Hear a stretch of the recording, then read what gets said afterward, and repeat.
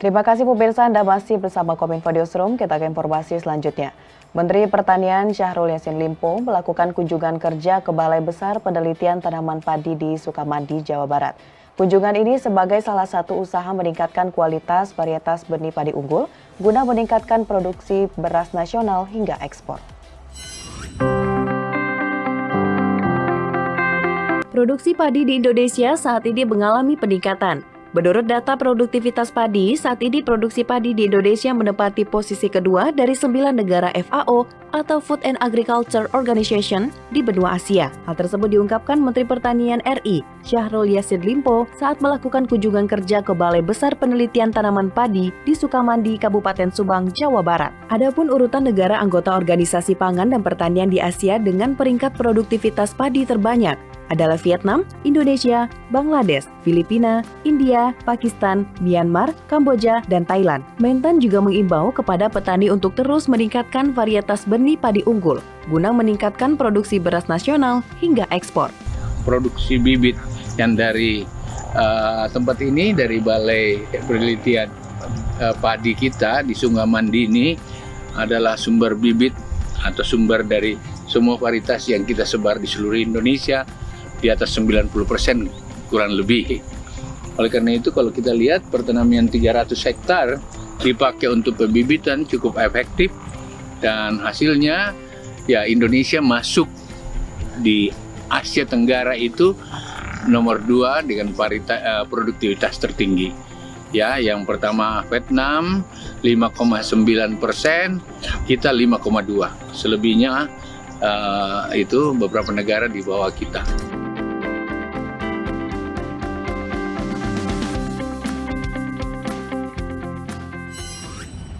Informasi lainnya pemirsa, dalam upaya pengendalian penyakit mulut dan kuku secara maksimal, Kementerian Pertanian memperketat lalu lintas hewan dan mencatat rekam medik dari petugas lapangan, dinas kabupaten, provinsi sampai ke tingkat pusat maupun BNPB.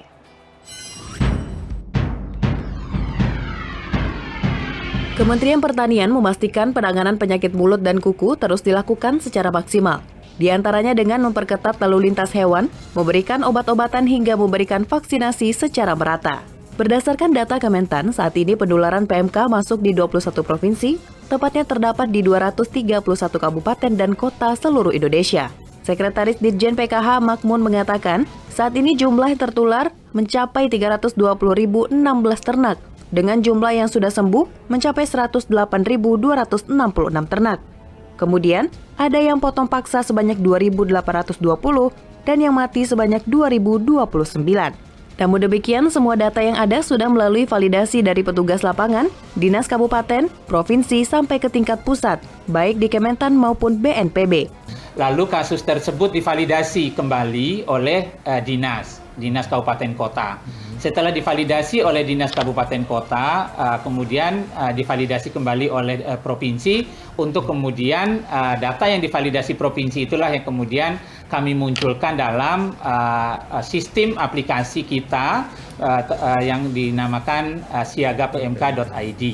Dan ini semua masuk ke dalam sistem informasi kesehatan hewan nasional yang terintegrasi atau yang kami singkat dengan istilah ISIKNAS. Dan sistem ISIKNAS ini sampai hari ini juga sudah terkoneksi dengan sistem di BNPB, yaitu Bersatu Lawan COVID, PLC, dan juga sedang diupayakan untuk interface dengan di kepolisian. Jadi semua data kita sama dari tingkat kabupaten, kota, provinsi maupun di pusat.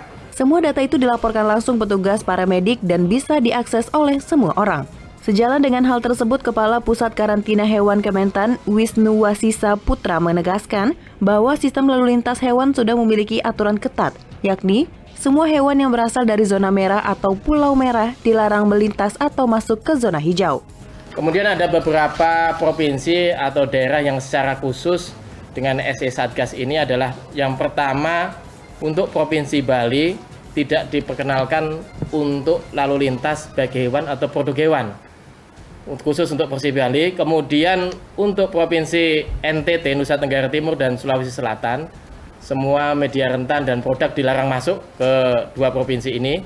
Dan 3 provinsi untuk wilayah Jawa Timur, Jawa Tengah, dan Nusa Tenggara Barat dilarang pengeluaran media pembawa hewan rentan PMK dan produk dari ketiga provinsi ini.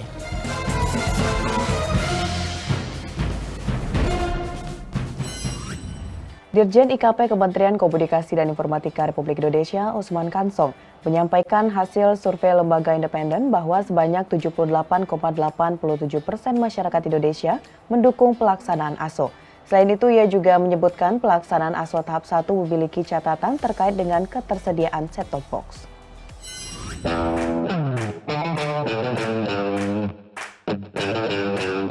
Menuju tenggat waktu dimatikannya sinyal siaran TV analog pada November 2022 mendatang, pemerintah terus menggencarkan sosialisasi analog switch off. Menurut laporan hasil survei lembaga independen, sebanyak 78,87% masyarakat Indonesia antusias untuk mendukung pelaksanaan ASO. Dirjen IKP Kementerian Komunikasi dan Informatika Republik Indonesia, Usman Kansong, usai menghadiri launching hasil survei kesiapan masyarakat dalam mendukung era baru siaran TV digital mengungkapkan, dari pelaksanaan ASO tahap 1 memiliki catatan yakni terkait dengan ketersediaan set-top box. Ada sebanyak 6,7 juta masyarakat kurang mampu yang membutuhkan set-top box.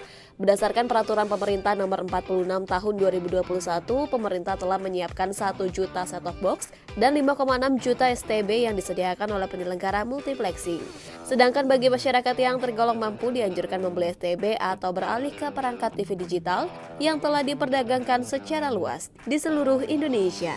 Ketersediaan set-top box buat masyarakat miskin yang jumlahnya 6,7 juta itu 5,7 juta di-provide atau disediakan oleh lembaga penyiaran publik dan lembaga penyiaran swasta atau yang kita sebut penyelenggara multiplexing. 1 juta itu disiapkan oleh pemerintah. Nah, ini kendala-kendala yang kita temukan di lapangan. Ya, tetapi kita terus berkoordinasi dengan penyelenggara multiplexing agar 6,7 juta ini terpenuhi. Ya, terpenuhi. Kenapa? Karena memang ini untuk menunjukkan bahwa negara hadir di tengah masyarakat.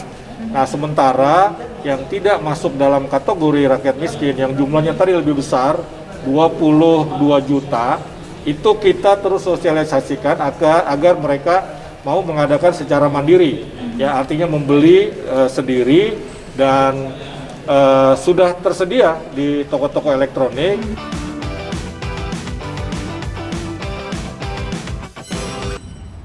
Pemirsa, usai jeda kami akan kembali dengan informasi mengenai memberdayakan perempuan dalam penanggulangan bencana sesaat lagi.